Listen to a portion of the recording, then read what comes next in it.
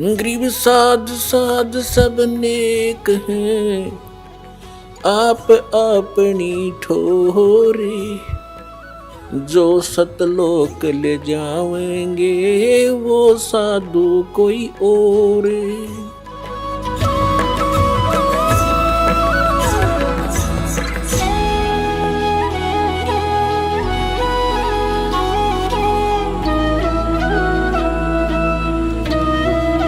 आपको दिखाते हैं जन्म साखी भाई बाले वाली।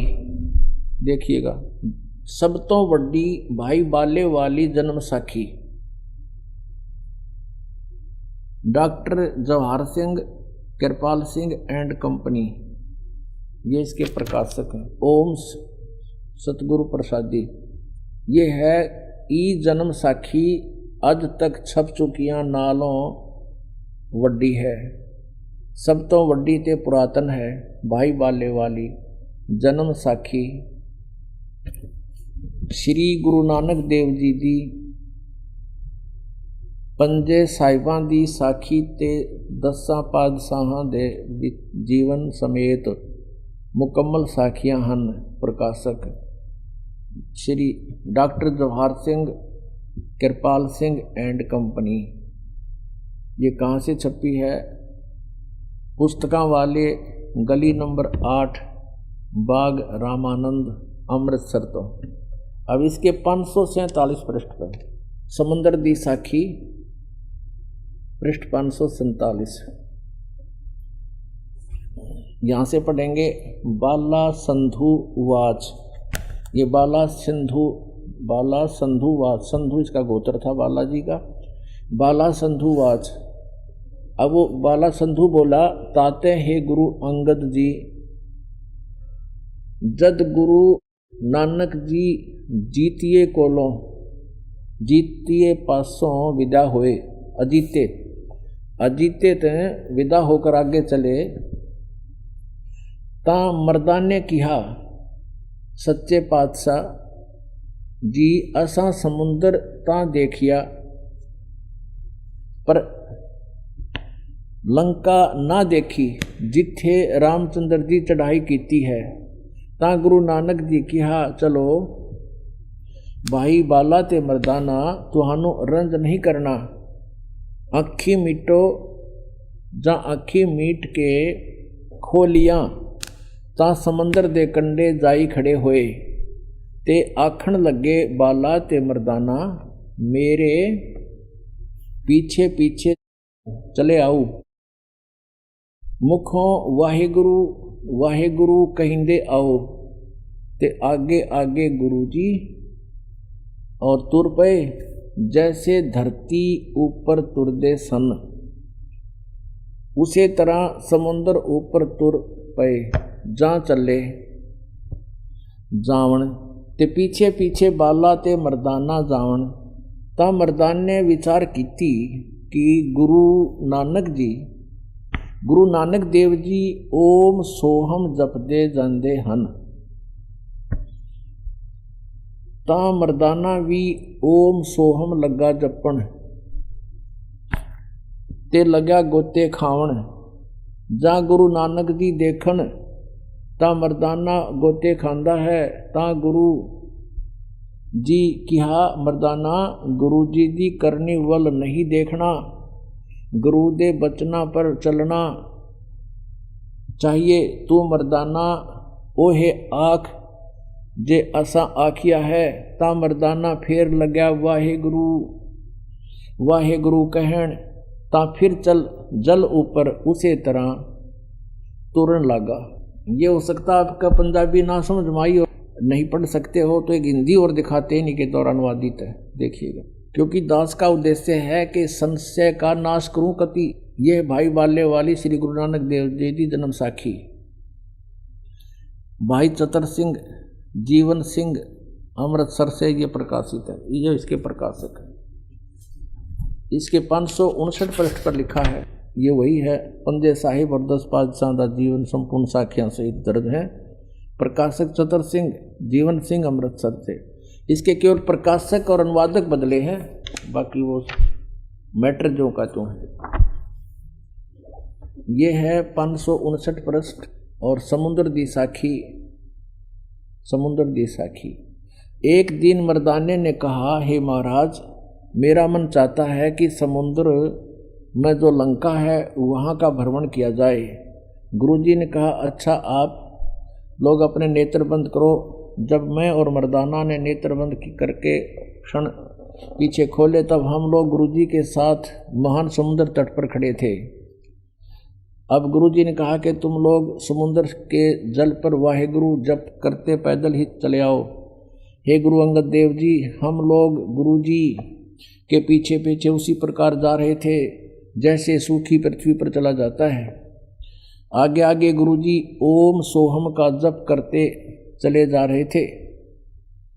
तब मर्दान ने सोचा कि हम भी ओम सोहम का जप क्यों ना करें। तब मर्दाना भी ओम सोहम की रट लगाने लगा।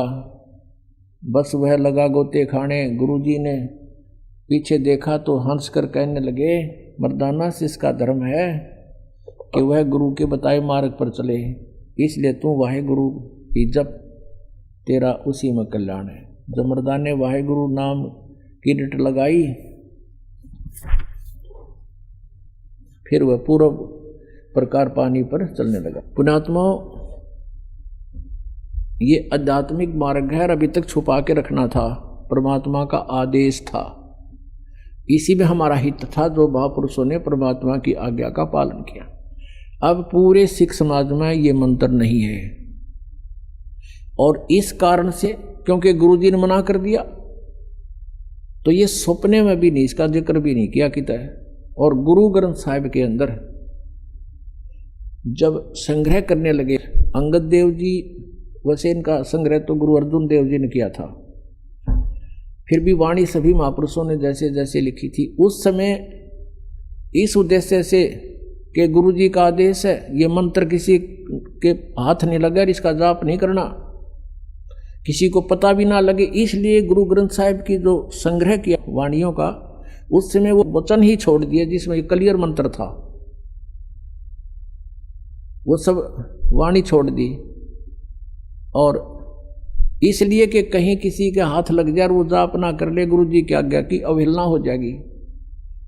तो एक प्राण संगली बना रखी है सिख समाज ने ही, उस प्राण संगली के अंदर ये मंत्र लिखे हुए हैं, गुरुजी के वो शब्द लिखे हुए हैं जिसमें ये मंत्र स्पष्ट लिखा हुआ है कि ये जाप जप,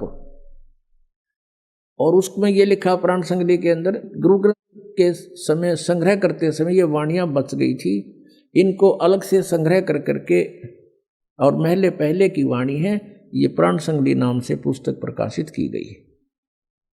अब इसका कारण क्या था?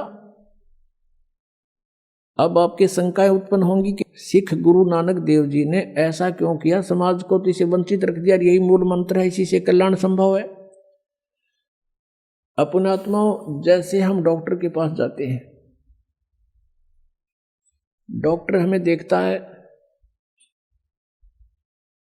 कि इसको कोई अन्य ऐसी तकलीफ है, यदि अब इसको ये इंजेक्शन लगाए जाते हैं तो ये काम नहीं करेंगे, तो उसके लिए क्या करता है, वो ग्लूकोज शुरू कर देता है, उसमें कुछ ऐसी औषधियां शक्ति की जिससे शरीर खराब ना हो, ऐसी औषधि डाल करके, ऐसे इंजेक्शन ला करके उसको चालू कर देता है, और वो फिर उसके कारण से वो शरीर नष्ट नहीं होता।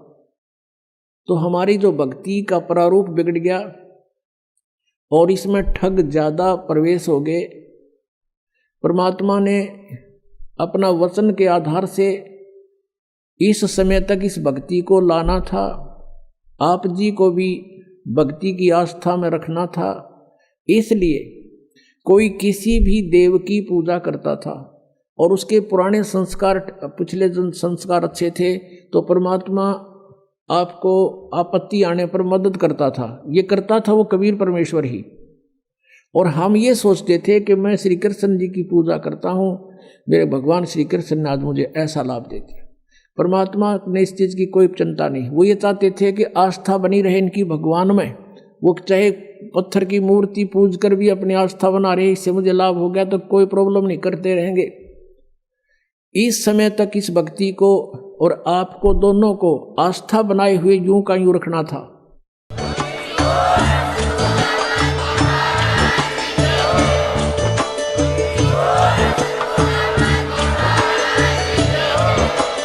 आप सुन रहे थे जगत गुरु तत्वदर्शी संत रामपाल जी महाराज जी के मंगल प्रवचन। अधिक जानकारी के लिए विजिट कीजिए हमारी वेबसाइट www.jagatgururampalji.org। संत रामपाल जी महाराज जी के शुभ आशीर्वाद से पूरे विश्व भर में 500 से भी ज्यादा नाम दीक्षा केंद्र हैं, जिन पर संत रामपाल जी महाराज जी द्वारा ऑनलाइन निशुल्क नाम दीक्षा दी जा रही है। अपने नजदीकी नाम दीक्षा केंद्र का पता करने के लिए संपर्क करें 8222880541।